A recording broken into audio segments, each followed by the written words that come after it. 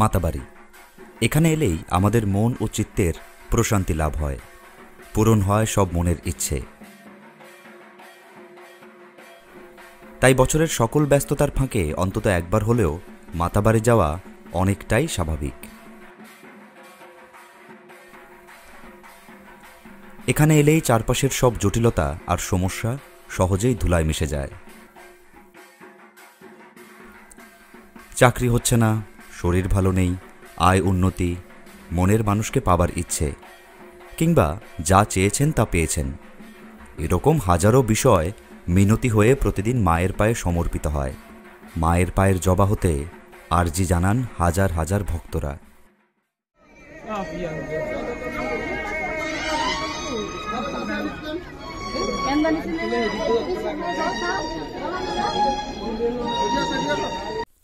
এই মাতাবাড়িতেই আমাদের দেখা হয়ে যায় অনেক অচেনা ঘটনার সাথে। একটু খেয়াল করলেই দেখা মিলবে ঢাক, ঘণ্টার ধ্বনি ও পুজোর মন্ত্রের দৈবিক সম্মোহন থেকে সামান্য দূরেই একজন লোক নিজের মনকে মায়ের কাছে নিবেদন করছেন একটু ভিন্নভাবে।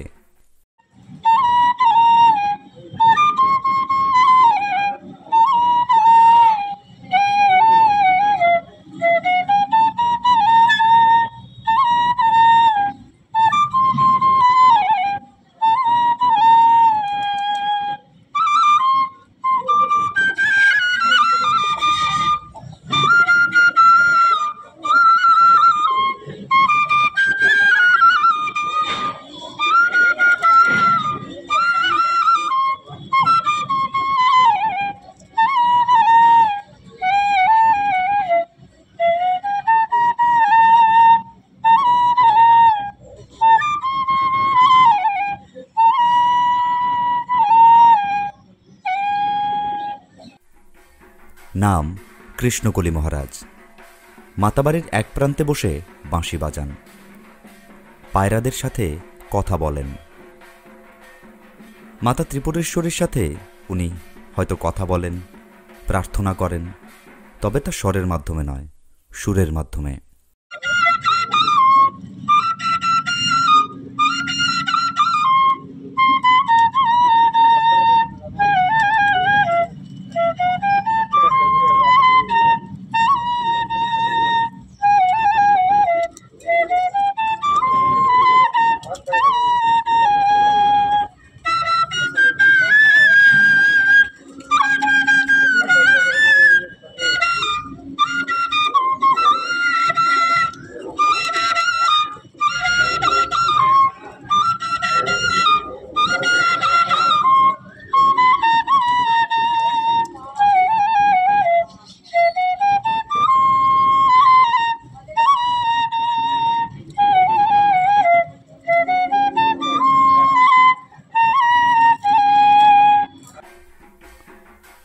ওদের ডাকেন রানী বলে।